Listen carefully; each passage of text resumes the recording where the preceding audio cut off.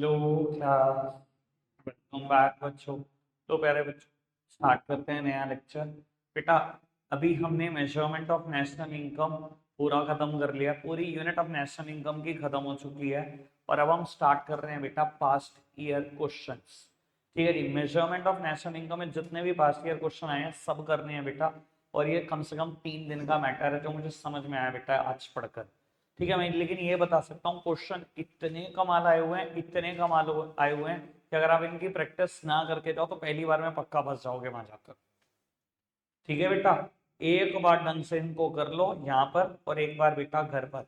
अगर सच में 100 में से 100 लाने का मूड है तो आपका, तो पास्ट ईयर क्वेश्चन करने तो बहुत जरूरी है। पढ़ते हैं बेटा, फर्स्ट पास्ट ईयर क्वेश्चन क्या आया था, पढ़ते हैं। कहता है statement number 1, GDP is the sum total of gross market value of all the final goods and services added by all the sector in the economy during a final year. बिल्कुल यही होता है GDP, market value of all the goods and services produced by all the sector of an economy. बेटा statement number 2, gross value added at market price GV at MP is equals to excess of value of output over intermediate consumption. ये होता है GVA. ठीक है ना, ऐसे ही होता है, value of output minus intermediate consumption, दोनों स्टेटमेंट ट्रू हैं तो आंसर हो जाता है हमारा ऑप्शन नंबर सी। ठीक है जी, आगे बढ़ते हैं। मैं वैसे ना ज्यादातर एडवांटेज कोविड के बाद के क्वेश्चन को दूंगा, उसने ना पूरा ट्रेंड पलट के रख दिया बेटा। पहले बहुत ज्यादा डायरेक्ट क्वेश्चन आते थे जो सीबीएसई केस बेस्ड क्वेश्चन, ठीक है ना, competency based question, statement based question, assertion reasoning, MCQ, जो इनके पीछे भाग रहा है ना जिस तेजी से, ठीक है ना, वही ट्रेंड है बेटा आज का। ये डायरेक्ट क्वेश्चन कभी नहीं आने के, what is domestic income, what is national income, सब खत्म हो गया ये ट्रेंड जो कभी आया करते थे। बाबू सीबीएसई टर्म टू 2022 में आया हुआ क्वेश्चन, डोमेस्टिक इनकम और नेशनल इनकम में फर्क। ठीक है जी, जो मैंने बताया बेटा उससे बढ़िया तो नहीं होगा, खैर इनका आंसर। अब वो डोमेस्टिक इनकम और नेशनल इनकम याद है बेटा, मैं डोमेस्टिक इनकम को कैसे डिफाइन करता था? चाहे मेरे देश का रेजिडेंट अर्न करे चाहे नॉन रेजिडेंट अर्न करे, बस कमाए लेकिन सिर्फ इंडिया से, है ना।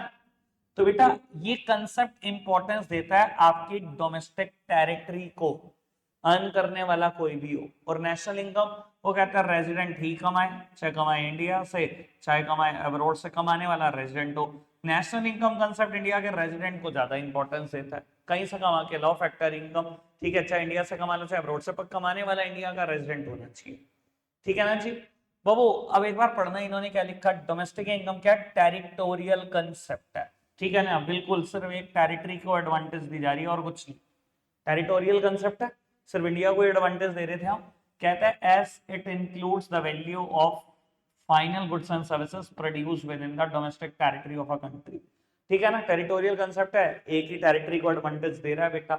और वो नेशनल इनकम की बात करें तो ये नेशनल कंसेप्ट है, ये क्या इंक्लूड करता है, value of all the final goods and services produced in the entire world, कहीं पर भी हो बेटा। ठीक है ना, ये टेरिटरी वाइज रेस्ट्रिक्टेड नहीं है, ये रेजिडेंट वाइज रेस्ट्रिक्टेड है। ठीक है जी। और अगर मैं बात करूं बेटा एनएफआईए की, तो बेटा नेशनल इनकम कैलकुलेट करते टाइम सोचो, नेशनल इनकम को किससे रिप्रेजेंट करते हो, एनएनपीएटएफसी से। एनएनपीएटएफसी से एनडीपीएटएफसी में क्या जोड़ना पड़ता है, एनएफआईए जोड़ना पड़ता है, तभी तो आता है एनएनपीएटएफसी।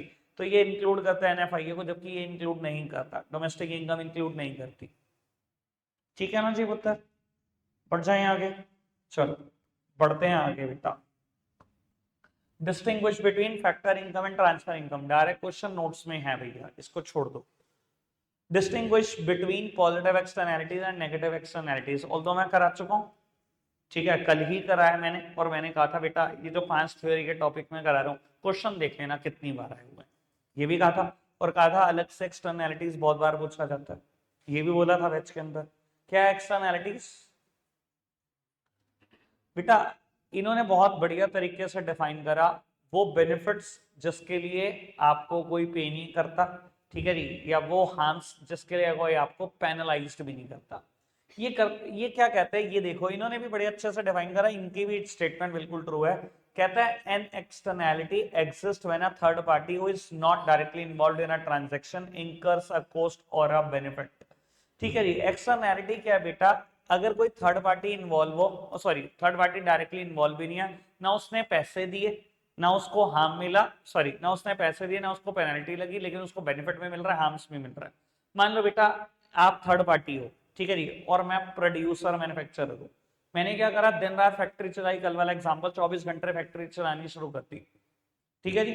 हार्म आपको मिल रहा है, आपने कुछ किया भी नहीं, आप डायरेक्टली इन्वॉल्व भी नहीं हो, मिल रहा है ना हार्म आपको, एनवायरमेंट खराब हो रहा है, पोल्यूटेंट्स बढ़ रहे हैं बेटा, हार्म तो आपको मिल रहा है, आप डायरेक्टली इन्वॉल्व भी नहीं हो, ठीक है जी। और मुझे कोई पेनल्टी लगा नहीं सकता, मैंने तो अपने हिसाब से डिफाइन किया था इस चीज को, मैंने तो प्रोड्यूसर के एंगल से डिफाइन किया था। और अगर मैंने गार्डन की अपकीप कराई है, मेंटेनेंस कराई है, ठीक है जी, वो मैं अपने हिसाब से डिफाइन कर रहा था ना, वो बेनिफिट्स जिसके लिए कोई आपको पे नहीं करता, मुझे किसी ने पे भी नहीं करा, मैंने तब भी करा दी। अच्छा बेनिफिट किसको मिलेगा, आप थर्ड पार्टी को डायरेक्टली इन्वॉल्व भी नहीं हो इस ट्रांजेक्शन में, बेनिफिट आपको भी मिलेगा उस गार्डन का अगर घूमने जाओगे तो ये थर्ड पार्टी के हिसाब से डिफाइन करते हैं पूरी एक्सटर्नैलिटी की डेफिनेशन को, मैं प्रोड्यूसर मैन्युफैक्चरर के हिसाब से डिफाइन कर रहा था। इनकी भी स्टेटमेंट बिल्कुल ट्रू, ठीक है पुत्र, आगे बढ़ते बेटा। बहुत सारे क्वेश्चन आए हैं, बहुत सारे क्वेश्चन, पढ़ते चलना, मजा आएगा आपको। कहते हैं state whether the following statement is true और फॉल्स, कौन सी स्टेटमेंट ट्रू और फॉल्स है देखते हैं। एक ही स्टेटमेंट है, industrial waste driven into rivers is an example of positive externality, नहीं बेटा it is a negative externality, ठीक है ना जी। इंडस्ट्रियल वेस्ट अगर आप बेटा बहा दोगे नदियों नालों में, क्या होगा बेटा, और वो कहीं ना कहीं हार्म होने वाला है सोसाइटी को, आप डायरेक्टली इन्वॉल्व भी नहीं हो, आपको हार्म होने वाला है इस चीज का, ठीक है, नेगेटिव एक्सटर्नैलिटी। आगे बढ़े बाबू, कहते हैं which of the following is not a factor payment, इसमें से कौन सी फैक्टर पेमेंट नहीं है, मतलब अगर पॉजिटिव सेंस में बोलूं तो कौन सी ट्रांसफर पेमेंट है, कौन सी ट्रांसफर पेमेंट है, पढ़ना अच्छा जी। Free uniform to defence personnel, अच्छा जी, salaries to the member of parliament, ठीक है जी, rent paid to the owner of building, scholarship given to the student. मैं आपको बता देता हूं ये वर्ड जान पूछ के फ्री लगाया गया ताकि आप इसी को आंसर लिखो। भैया free uniform to the defence personnel, free कुछ है ही नहीं दुनिया में, आप डिफेंस पर्सोनल बन के आए हो, इंडिया को सर्विसेज दे रहे हो, ठीक है, सैलरी के तौर पर ही दी गई यूनिफॉर्म, तो हमने तो कभी सोचा ही नहीं, फ्री नौकरी करानी है आपसे, देना ही पड़ेगा आपको, ड्रेस तो देनी पड़ेगी, यूनिफॉर्म तो देनी पड़ेगी, चाहे गवर्नमेंट ऑफ इंडिया इसके ऊपर एक्सपेंडिचर करेगी, और हम तो ये सोचते हैं कि जो आप सर्विस दे रहे हो उसी के बदले में हमने खर्ची है ये यूनिफॉर्म, तो फ्री कुछ नहीं है, ठीक है ना, बात समझ में आती है ना, कोई दिक्कत कोई परेशानी तो नहीं। और रही बात बेटा अगर आप एमपी को सैलरी दे रहे हो, वो काम कर रहे हैं तो दे रहे हो, ये कोई ट्रांसफर पेमेंट तो ही नहीं। बेटा अगर ऑनर को बिल्डिंग का रेंट दे रहे हो, भैया बिल्डिंग इस्तेमाल कर रहे हो तो दे रहे हो, टू वे चीज है ये भी कुछ ट्रांसफर पेमेंट नहीं है, ठीक है। स्कॉलरशिप गिवन टू स्टूडेंट, ये है ट्रांसफर पेमेंट बेटा, तो ऑप्शन डी करेक्ट हुआ, ठीक है। इस फ्री वर्ड में फिसल मत जाना बेटा बस, अभी तक कोई दिक्कत कोई परेशानी, सब बात क्लियर है। 4-5 क्वेश्चन करे बढ़े आगे, तगड़े क्वेश्चन है, मैं पहले बता रहा हूँ, बहुत मजा आ जाएगा, आगे तो लेवल बहुत बढ़ेगा। कहते हैं combined factor income which can't be separated into various factor income component is known as, इसी को तो मिक्स्ड इनकम बोलते हैं बेटा। कह रहा है कंबाइंड फैक्टर इनकम, कंबाइंड कर रखे बहुत सारी factor income, which can't be separated, जिसको सेपरेट नहीं किया जा सकता, उसको क्या बोलते हैं। सर याद है बेटा, एक इंसान एक डॉक्टर अपने रेजिडेंस पे क्लिनिक चला रहा है, मैंने एग्जांपल दिया था ना, ये मिक्स्ड इनकम में सेपरेट कर सकते हो, सेपरेट कर दोगे, मैंने तो बहुत बढ़िया एग्जांपल दिया था। डॉक्टर क्या कर रहा है, क्लिनिक चला रहा है अपने रेजिडेंस पे, लैंड उसकी, लेबर वो अकेला नहीं है, कैपिटल उसके, एंटरप्रेन्योर उसकी, उसके गले में रात को जितने पैसे कभी डिटरमाइन कर पाओगे कि अच्छा लैंड का रेंट कितना होना चाहिए, तेरे एंटरप्रेन्योरशिप का प्रॉफिट कितना होना चाहिए, तेरी कैपिटल का इंटरेस्ट कितना होना चाहिए, कभी अलग नहीं कर पाओगे। एक इंसान सलून चला रहा है रेंट की जगह पर, लैंड उसकी नहीं है, लेबर अकेला, कैपिटल उसके, एंटरप्रेन्योर है, गल्ले में रात को 800 रुपए निकले, कभी डिटरमाइन कर पाओगे कि तेरी लीवर कॉस्ट कितनी होनी चाहिए, तुझे इंटरेस्ट कितना मिलना चाहिए था, कभी प्रॉफिट कभी नहीं है, इसको सेपरेट कर पाओगे बेटा, इसलिए मिक्स इनकम में जोड़ देना।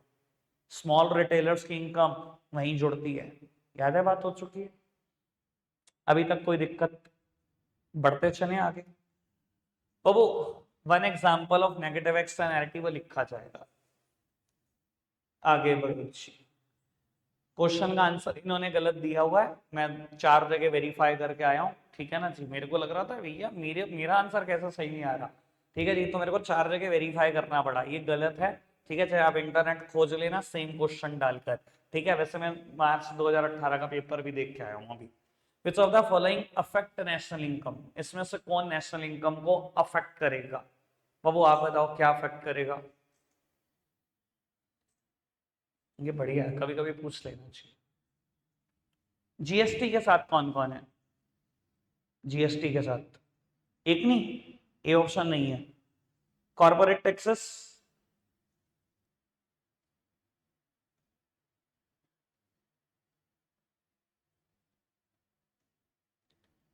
अच्छा सब्सिडीज, चलो बाकी तुम कहीं नहीं हो, कहीं नहीं हो ना? अच्छा सब्सिडी आप, अच्छा सब्सिडी आप, हाथ तो उठाए ना किसी ने, subsidy subsidy, oh subsidy is the correct answer. चलो मैं आपको थोड़ा सा ब्रीफ करूं इस बात को लेकर। बेटा नेशनल इनकम यही है, आप डोमेस्टिक इनकम पर हो और नेशनल इनकम की तरफ जा रहे हो।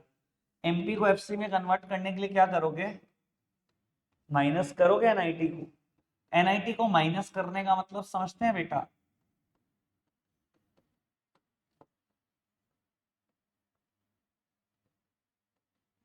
और किसी का पता नहीं, सब्सिडीज की वजह से हमेशा नेशनल इनकम इंपैक्टेड है, हमेशा सब्सिडीज नेशनल इनकम को बढ़ाती हैं, ये सब्सिडीज का रोल है।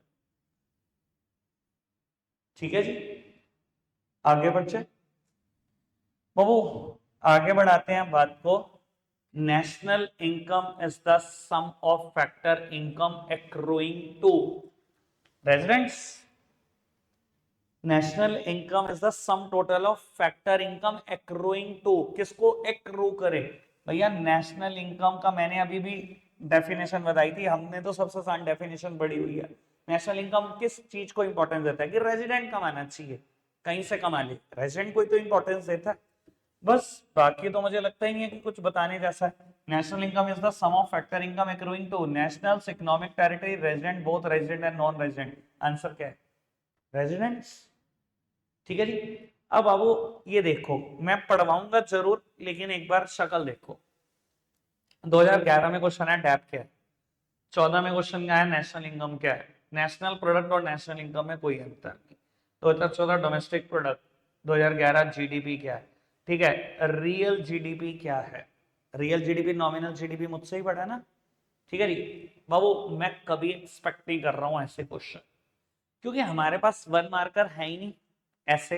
या तो वो एमसीक्यू की फॉर्म में होगा, फिलअप ट्रोफल्स होगा, असर्शन रीजन होगा, स्टेटमेंट बेस्ड क्वेश्चन होगा। मैं ऐसा क्वेश्चन एक्सपेक्ट नहीं कर रहा। अब आप कहो तो मैं पढ़वाऊं, आप कहो तो मैं छोड़ दूं, छोड़ दो। फालतू की चीज पे टाइम खर्चने का कोई फायदा तो है नहीं। या हमें आता ना हो तो भी मैं टाइम खर्चूं। डोमेस्टिक इनकम पढ़ा है, नेशनल इनकम पढ़ा है, नॉमिनल जीडीपी, रियल जीडीपी सब पढ़ा है, डेप्रिसिएशन पढ़ा, सब पढ़ा है। आगे बढ़ते चलो। व्हाट इज ट्रांसफर पेमेंट 2011, छोड़ दो जी, आगे बढ़ते जाओ। Many goods and services which may contribute to welfare but are not included in estimating GDP. Do you agree with the given statement? Give valid reason in support of your answer. Mind blowing question, दिमाग हिलाओ बंदे का। CBSE 2023 कहता है बहुत सारे goods and service ऐसे हैं जो वेलफेयर करते हैं पर जीडीपी में शामिल नहीं होते। कल मैंने 5 बातें करी थी, 5 में से ये एक बात है जो हेडिंग आपको एक्सप्लेन करनी है। क्या? 5 बातें करी थी, बहुत सारे गुड्स एंड सर्विस है जो वेलफेयर करते हैं पर जीडीपी में शामिल नहीं होते। अब आप देखो मैंने 5 बातें करी थी, 5 में से एक पर्टिकुलर बात तो बैठती बैठती, बल्कि 2-3 बैठ सकती हैं फिट यहाँ पर। हैंड रेस करो, कौन बताना चाहता है? हाँ ऋषि, नॉन मॉनेटरी एक्सचेंज था उस हेडिंग का नाम, उसको एक्सप्लेन कर सकते हो, पॉजिटिव एक्सटर्नैलिटीज को भी कर सकते हो। अगर आपने अपकीप ऑफ गार्डन करा है, it resulted into welfare, GDP में नहीं आता। वैसे नॉन मॉनेटरी एक्सचेंजेस बहुत बढ़िया लिख सकते हो। Production of services for self consumption, welfare तो है पर जीडीपी में इंक्लूडेड नहीं है, बहुत बढ़िया। यार तुम अगर इतना बढ़िया सोच सकते हो ना, मैं बता रहा हूँ पेपर नहीं हिला सकता तुम्हें। बस be very calm and composed, वो ना 2.5 घंटे झेल लेना, ठीक है ना। मैंने पता नहीं तुम्हारे को अपनी कहानी बताई है कि नहीं इन चीजों पर। सीए फाइनल बहुत खतरनाक होती है भाई। ठीक है, और कोई नहीं होता मोटिवेट करने वाला। सिर्फ अपने आप को वहां पर ये समझाना होता है कि तू 100% पास हो सकता है। यकीन मानना बहुत खतरनाक चीज होती है। बताऊंगा किसी दिन, अगर आज टाइम मिला तो कुछ ना कुछ बात जरूर करूंगा। आंसर गलत है, ठीक है, बिल्कुल मत देखना। ठीक है जी, मैं ठीक कराऊंगा, अभी इसमें बहुत गड़बड़ी है। कहता है सपोज ओनली वन, एक काम करेंगे, ये क्वेश्चन को ना करने का मैं आपको 1 मिनट दूंगा। ठीक है, कॉपी में करने का, पहले पढ़ लेते हैं 1 मिनट लगाकर। Suppose only one good X is produced in the country. Output of goods X during 2018-19 are 100 unit and 120 unit respectively. मैंने पहले ही बोल दिया गलत है कि यहाँ 100 लिखा है, यहाँ 110। अरे भैया वो तो खुद बोल रहे 120 यूनिट है, इसलिए नीचे मत देखना। बता दिया ना गलत है तो बिल्कुल गलत है। The market price of the product during the 2 year was 50 and 60 per unit respectively. Calculate the percentage change in real GDP. Percentage change in real GDP बताना है मुझे। ठीक है जी, और 2018 को बेस ईयर की तरह यूज करना है। इनका आंसर बिल्कुल ही गलत है, मतलब निहायती निगम्य है ये। 1 मिनट है आपके पास, और 1 मिनट ज्यादा है, मैं बता रहा हूँ, फटाफट से निकाल के बताओ।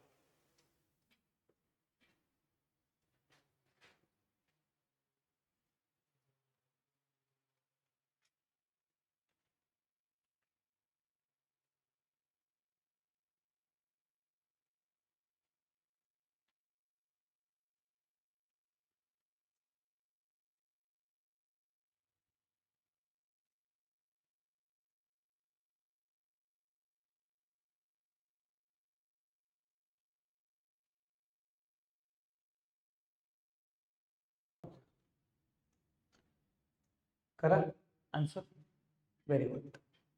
बेटा इधर देखना जरा, 2018 में और 19 में प्रोडक्शन दिया गया क्वांटिटी में 100 एंड 120, यहाँ प्राइस 50, यहाँ प्राइस 60 शायद, है ना। बेटा अगर मैं सिर्फ कैलकुलेट करूं जीडीपी डिफरेंट ईयर का, तो ये 5000 और ये 7200। पर उसने मुझसे रियल जीडीपी पूछा। रियल जीडीपी, रियल जीडीपी क्या मतलब, क्या होता है? GDP at constant prices. तो बेटा जीडीपी एट कांस्टेंट प्राइसेस अगर मुझे 2019 का कैलकुलेट करना हो, 18 का तो बिल्कुल ठीक है, 19 का कैलकुलेट करना हो तो क्या होगा? प्रोडक्शन 120 यूनिट हो चुका है, प्राइस को कांस्टेंट रख लो। प्राइस क्या यही बेस ईयर का है उसने मानने के लिए, मान लिया बेस ईयर 6000। आप 5000 से 6000 पे पूछो, उसने परसेंटेज चेंज पूछा, कितना चेंज आया? 1000 का। बेस ईयर क्या है? 2018 मल्टीप्लाइड बाय 100%। 20% जिसने निकाला बिल्कुल ठीक निकाला, बाकी सब झक मार रहे हैं। तुम ये बच्चों वाला क्वेश्चन नहीं कर पा रहे हो यार, मजाक चल रही है क्या? बिल्कुल, कल मैंने कराया अभी। ठीक है जी, चलो आगे बढ़ते हैं। बेटा अगर मैंने किसी पे गुड लिखा है ना, तो कुछ ना कुछ कैपेबिलिटी वो लिख रहा है क्वेश्चन। कहते हैं GDP as an indicator of welfare loses its significance if the distribution of income turns unequal. Justify the given statement with valid reason. सुनना बेटा बात, अरे मत लिखने पे ध्यान दो। GDP as an indicator of welfare loses its significance if the distribution of income turns unequal. GDP की वेलफेयर के तौर पे कोई सिग्निफिकेंस बचेगी नहीं अगर डिस्ट्रीब्यूशन ऑफ इनकम अनइक्वल है। पहली हेडिंग कल की, डिस्ट्रीब्यूशन ऑफ जीडीपी याद है? रिच के हाथ में जीडीपी का शेयर बढ़ता चला जा रहा है, पुअर के हाथ में गिरता चला जा रहा है। चाहे जीडीपी जितना बढ़ ले, वेलफेयर तो बढ़ेगा नहीं ना। उस बात को एक्सप्लेन करना है। लेकिन इसका जो दूसरा पार्ट है ये भी देखो, GDP does not give us a clear indication of economic welfare of country. GDP कोई क्लियर इंडिकेशन देता है इकोनॉमिक वेलफेयर का? डिफेंड और रिफ्यूट, हम इस स्टेटमेंट को डिफेंड करेंगे। स्टेटमेंट बिल्कुल ठीक है, डिफेंड करो, रीजन लिखो। अब सुनो जी, यहां पर तो डिस्ट्रीब्यूशन ऑफ जीडीपी को ही एक्सप्लेन करना, अगर ये 3 नंबर तक में आए तो। अगर ये 4 में आ जाए, 5 में आ जाए, 6 में आ जाए, तो बेटा हेडिंग बढ़ाना। समझ गए? अगर ये 3 नंबर में आए तो सिर्फ डिस्ट्रीब्यूशन ऑफ जीडीपी को एक्सप्लेन करके आ जाओ। लेकिन अगर ये स्टेटमेंट 4 नंबर में आ जाए, 5 में आ जाए, 6 आ जाए, तो क्या करना? जीडीपी एंड वेलफेयर की हेडिंग 2-3 फालतू लिख कर आना। सिर्फ सिर्फ इसी हेडिंग को एक्सप्लेन करके मत आ जाना। ठीक है, और यहाँ तो वैसे भी हमें डिपेंडिंग अपॉन मार्क्स उतनी हेडिंग लिखनी पड़ेगी, क्योंकि ये तो जनरल स्टेटमेंट है बिल्कुल। क्लियर है बेटा बात? चलो चलो आगे बढ़ जाते हैं बेटा, पढ़ना फोर्थ क्वेश्चन। फोर्थ क्वेश्चन पढ़ो, ठीक है। नॉन मॉनेटरी एक्सचेंज की बात कर ली, आज भी कर ली, कल भी कर ली। कल क्या कहा था? जीडीपी एंड वेलफेयर शुरू करते टाइम पांचों टॉपिक में से सबसे ज्यादा इंपॉर्टेंट टॉपिक कौन सा थ्योरी का? देखते जाओ कितनी बार। ये पढ़ो, बढ़िया क्वेश्चन, सबसे बढ़िया क्वेश्चन मैं अभी बता रहा हूं बेटा, सबसे बढ़िया क्वेश्चन अब तक जितने पढ़े हैं। Subsidies to the producer should be treated as transfer payment, defend or refute the given statement. बेटा रिफ्यूट, तो वो कहते हैं जो प्रोड्यूसर को सब्सिडी मिलती है वो ट्रांसफर पेमेंट नहीं होती। और ये बिल्कुल ठीक कह रहा है बेटा। सब्सिडीज हम जनरली वर्ड यूज करते हैं ना, सब्सिडी एक ट्रांसफर पेमेंट है, हम यही वर्ड यूज करते हैं ना। पर बेटा आप ध्यान रख लेना, ये काम की बात है, बोर्ड के पेपर में आई है, दोबारा आ सकती है। सब्सिडीज अगर हाउस होल्ड को मिल रही है तो वो तो देखो ट्रांसफर पेमेंट है, ठीक है। अगर वो प्रोड्यूसर को मिल रही है तो उसको ट्रांसफर पेमेंट ट्रीट ना किया जाए, ऐसा गवर्नमेंट ही कहती है। क्यों? देखो प्रोड्यूसर को सब्सिडी क्यों मिलती है, फर्म्स को सब्सिडी क्यों मिलती है? दो ही वजह होती है सब्सिडी मिलने की, आप बताओ। अगर वो सरकार के मन मुताबिक चीज का प्रोडक्शन करे और सरकार के मन मुताबिक जगह पर प्रोडक्शन करे, मैंने हमेशा दोनों बातें बोली हैं। सरकार के मन मुताबिक चीज बनाओ, सोलर पैनल, इलेक्ट्रिक व्हीकल आज की तारीख में, तो सब्सिडी है। या मन मुताबिक जगह पे बनाओ, वो बद्दी, वो भगवानपुर, तो ही सब्सिडी है ना। तो भैया आप सरकार के लिए कुछ कर तो रहे हो, तभी तो सरकार सब्सिडी दे रही है। इसको ट्रांसफर पेमेंट कभी कंसीडर नहीं किया जाता, ठीक है ना। लेकिन सरकार अगर हाउस होल्ड को सब्सिडी दे रही है अपना सोशल ऑब्जेक्टिव अचीव करने के लिए, ताकि हाउस होल्ड कुछ चीजों को जिनको बाय नहीं कर पाता उनको बाय कर पाए, तो बेटा वो ट्रांसफर पेमेंट है। जैसे कि हम एलपीजी गैस सिलेंडर पर सब्सिडी दे देते हैं, वो सरकार सोशल ऑब्जेक्टिव अचीव कर रही है, वो ट्रांसफर पेमेंट है, ठीक है जी। लॉजिक उत्तर एक बार ये बात मैं पढ़वा दूं कि इन्होंने उसको कैसे लिखा, यहाँ एटसेट्रा तक पढ़ लेना।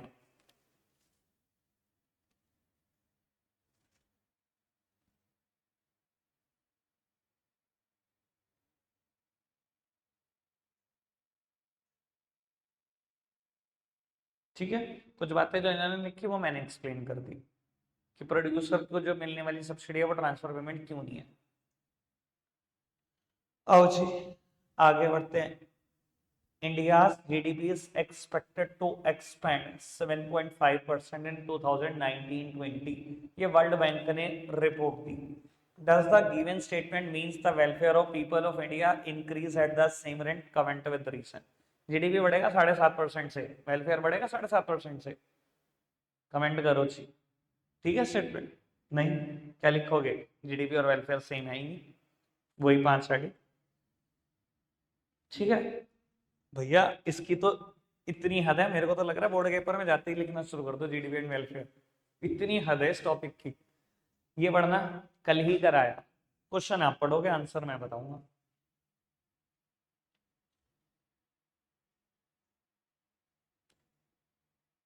दो अप्रोचेस जिससे डबल काउंटिंग की प्रॉब्लम को खत्म किया जा सकता है। फाइनल आउटपुट मेथड, सीधा फाइनल आउटपुट को जोड़ दो। दूसरा वैल्यूएटेड मेथड, ठीक है पुत्र, इनका आंसर, ठीक है। मेहनत चल रही है, तुम्हारी नहीं दिख रही, मेरी तो दिख रही है, बस यही डर रहा है तुम्हारी दिख जाए। पढ़ना चाहिए। Given nominal income how can we find real income, explain. कहता है नॉमिनल इनकम अगर गिवन हो तो रियल इनकम कैसे निकाल सकते हैं? भैया एक हाइपोथेटिकल एग्जांपल लेना, सब करके दिखा देना। बेटा अगर नॉमिनल इनकम गिवन है, याद है जीडीपी डिफ्लेटर का मैंने फॉर्मूला बताया था, याद है जीडीपी डिफ्लेटर का फॉर्मूला बताया था, क्या हो? Nominal GDP upon real GDP multiplied by 100। मैंने ये भी कहा था कभी जीडीपी का नाम एनएनपी आ जाता है, कभी जीएनपी आ जाता है, कुछ भी आ जाता है, बस उसी अकॉर्डिंग बदल देना। इसने यहाँ पर क्या कहा? नॉमिनल इनकम गिवन है, रियल इनकम निकाल दो। तो आप क्या कहना, प्राइस इंडेक्स किसके बराबर होता है? प्राइस इंडेक्स या जीडीपी डिफ्लेटर एक ही बात था ना। प्राइस इंडेक्स किसके बराबर होता है? Nominal income upon real income multiplied by 100। उसने बताया आपको कि ये गिवन है, ये गिवन लो, ये भी कोई फिगर मान लो, ये 100 से मल्टीप्लाई करो, ये कैलकुलेट करके दिखा दो। और मैं बता देता हूँ प्राइस इंडेक्स क्या बताता है, अगर किसी चीज का दाम बेस ईयर में 100 था तो वो अब कितना हो चुका है, इसको 110, 120, 125, 130 के आसपास ही लेना, बहुत बड़ी फिगर मत मान लेना, वरना तुम लल्लू लाल लगोगे और समझ जाएंगे कुछ नहीं आता इस बच्चे को। 100 को 120, 130 के आसपास लोगे या 500-700 मान लोगे, वो मत मान के बैठ जाने से 500-700 मान लो इस फिगर को, फिर तो तुम ही लल्लू लगोगे, मैं सच बता रहा हूँ इस बात को। क्लियर है ना बात? प्राइस इंडेक्स क्या बताता है, जिस चीज का दाम बेस ईयर में 100 था वो अब कितने की होगी है। ठीक है, चलो पढ़ो जी। रियल जीडीपी दे रखा है, नॉमिनल जीडीपी दे रखा है, प्राइस इंडेक्स कैलकुलेट करने को कहता है बेस फॉर्म 100 ही लेते हैं, कहे के तो नहीं कहे, फॉर्मूला लगा दो कि जीडीपी डिफ्लेटर का, कल जो पढ़ा थ्योरी बैच में। ठीक है, जिन्होंने नहीं पढ़ा बेटा पहले वो पढ़ना, वरना ये सब हवा पानी है जितने मैंने क्वेश्चन बताए अब तक। Real GDP, price index, nominal GDP calculate करना, रियल जीडीपी प्राइस इंडेक्स है बेस फॉर्म 100 ही लेंगे, डन। ठीक है, अब इस पर बेस ना एक और क्वेश्चन है, एक और क्वेश्चन है, एक और क्वेश्चन है, 5-6 न्यूमेरिकल है, सारे सेम फॉर्मूला पर बेस, बस करें, फॉर्मूला तो पता ही है। ठीक है, आगे बढ़ते, चलो। Distinguish between real and nominal GDP, मैंने लिख दिया रीड, कि एक बार रीड जरूर करा दूंगा, क्वेश्चन 2014 का। आज की तारीख में आते नहीं है ऐसे क्वेश्चन, लेकिन फिर भी पढ़ लेते हैं। नॉमिनल जीडीपी और रियल जीडीपी क्या है, ये क्या लिखते हैं, पढ़ना एक मिनट, डेफिनेशन के बेसिस पे डिफरेंस।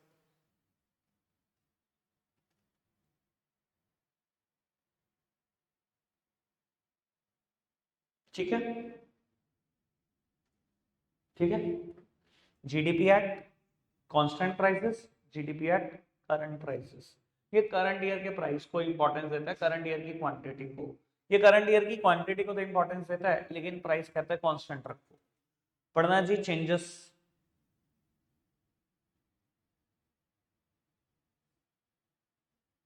मुझे एक चीज गलत लगी, it's value can change only with change in the price over time, नहीं जी, its value can changes with the prices और with the quantity, दोनों से बदलती है इसकी वैल्यू। बात गलत नहीं लिखी इन्होंने,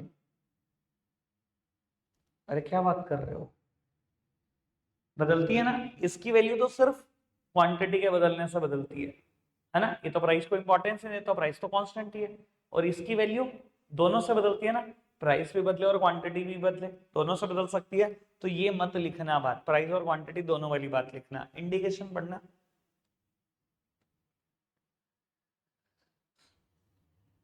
रियल पिक्चर शो करता है भैया, यही इंडिकेटर है इकोनॉमिक ग्रोथ का, ये नहीं, ये क्या है, तो इन्फ्लेशन को इंपॉर्टेंस दे रहा है। ठीक है, आगे बढ़ते, नेक्स्ट वन, दोबारा क्वेश्चन आया रियल जीडीपी और नॉमिनल जीडीपी का डिफरेंस, ठीक है जी, हो गया बस, ये पढ़ो जी, good question. Higher GDP means greater per capita availability of goods in the economy, do you agree with the given statement with valid reason. Sir जितना ज्यादा जीडीपी होगा पर हेड अवेलेबिलिटी ऑफ रिसोर्सेस उतनी ही ज्यादा होगी, सही है, अगेन मतलब वेलफेयर की बात है ना, वही वेलफेयर की तो बात है कि जीडीपी और वेलफेयर बराबर है, नहीं भैया, पर हेड अवेलेबिलिटी ऑफ रिसोर्सेस बड़े, ऐसा कुछ नहीं है, डिस्ट्रीब्यूशन ऑफ जीडीपी इस हेडिंग को प्रूव कर देगा, याद है बात। ठीक है, और मैं आपको दिखा देता हूँ कि ये क्या करते हैं, ये देखो, वही सब हेडिंग, ठीक है ना। Explain the meaning of real GDP and nominal GDP using a numerical example, कर लोगे, आगे बढ़े। What is real GDP, three limitation of GDP as an index of economic welfare, ठीक है, जीडीपी एंड वेलफेयर वाले तीन बातें, रियल जीडीपी का मीनिंग 1 मार्क में होगा, ये 3 मार्क्स में होगा, मतलब कितनी बार आओगे भाई। Explain why subsidies are added to and indirect taxes are deducted from domestic product at market price to arrive domestic product at factor cost. बेटा आपसे पूछा क्या जा रहा है, इधर देखना, यही बात जो मैं अभी बताकर हटा था, एक सेकंड, ये बात वो क्या बोल रहा है कि आपको क्यों लगता है सब्सिडीज क्यों ऐड होती हैं और इनडायरेक्ट टैक्सेस क्यों माइनस होते हैं जब भी आप जीडीपी एट एमपी को जीएनपी एट एफसी में कन्वर्ट करते हो। ठीक है, जीडीपी एट एमपी को एफसी में कन्वर्ट करोगे, एमपी को एफसी में कन्वर्ट करोगे, क्या करोगे, माइनस करोगे एनआईटी। एनआईटी को माइनस करने का मतलब पता ही है ना, आईटी माइनस होगा, सब्सिडी हो जाएगा। ये क्वेश्चन पूछ रहा है आपसे। ठीक है, एक बार क्वेश्चन दोबारा बताओ, explain why subsidies are added to and indirect taxes are deducted from the domestic product at market price to arrive at domestic product at factor cost। ठीक है जी, पढ़ना जरा कारण, बहुत बढ़िया लिखा, हम भी यही लिखते।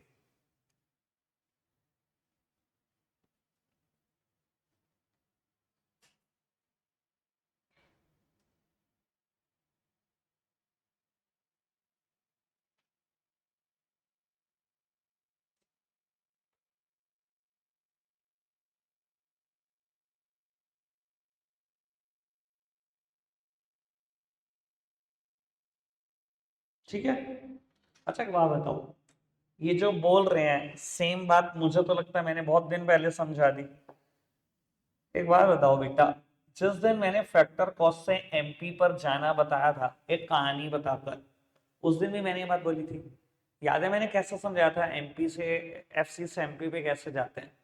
मैंने उस दिन बात करी थी कि मान लो एक एंटिटी है जो पिज्जा बेच रही है, हैंगरीज का नाम, और मैंने कहा था कि आपको क्या लगता है हैंगरीज कैसे डिटरमाइन करता है कि मैं एक पिज्जा कितने का बेचूं। वो ये सोचता है कि मुझे फैक्टर कॉस्ट कितनी पड़ रही है, मुझे जगह का रेंट कितना देना है, मुझे अपनी लेबर को वेजेस कितनी देनी है, मुझे कैपिटल पे इंटरेस्ट कितना देना है, और मुझे एंटरप्रेन्योर को कितना प्रॉफिट देना है। ये चारों बातें उसके दिमाग में होती हैं। ठीक है ना, तभी तो वो सोचता है। बेटा अगर उसने फैक्टर कॉस्ट समझ ली कि मुझे एक पिज्जा 500 का बेचना है, ठीक है, अब सरकार कहती है मुझे टैक्सेस भी चाहिए। ठीक है जी, सरकार ने कहा जी मेरे यहाँ पर टैक्स भी इकट्ठा कर दिया, जीएसटी एट द रेट 5%। ठीक है, और अगर मैं कह दूं कि सरकार ने कह दिया जी पिज्जा तो बहुत अच्छी चीज है, सबको खाना चाहिए, मेरा टैक्स अगर 25 का है, 10 मैं टैक्स छोड़ देती हूँ, तो मार्केट प्राइस कैसे बनेगा, ऐसे ही तो बनेगा। ऐसे ही बताया था ना, सेम यही तरीका था ना बताने का। अब आज सोच लो, जो इन्होंने लिखा और मैंने जो बताया उसमें फर्क क्या है। इन्होंने क्या बताया, कहता है टैक्सेस क्या करते हैं, मार्केट प्राइस को बढ़ा देते हैं, जबकि सब्सिडीज क्या करती है, मार्केट प्राइस को गिरा देती हैं। इसलिए अगर एमपी से आप एफसी की तरफ जा रहे हो तो सब्सिडीज को कर देना ऐड और टैक्सेस को घटा देना। ये देखो ये क्या लिख रहे हैं, जो मैं बोल रहा हूँ वही तो लिख रहे हैं, ये पैराग्राफ पढ़ना। So subsidies basically reduce the MP, subsidies MP को कम कर देती है मार्केट प्राइस को, सब्सिडीज कम नहीं कर रही मार्केट प्राइस को, ना होती तो 525 का ना बिकता। And taxes increase the market price. Hence, to derive GDP at FC from GDP at MP, we deduct indirect taxes and subsidies. क्योंकि हम रिवर्स चल रहे हैं भैया, अगर सीधा चल रहे होते एफसी से एमपी पे तो ये बढ़ाता है एमपी को, ये कम करता है। क्योंकि हम उल्टा चल रहे हैं, हम एमपी से एफसी की तरफ जा रहे हैं, तो ये ऐड करेंगे माइनस करेंगे, यही तो लिखा हुआ उसमें पूरा का पूरा, मोटी मोटी बात।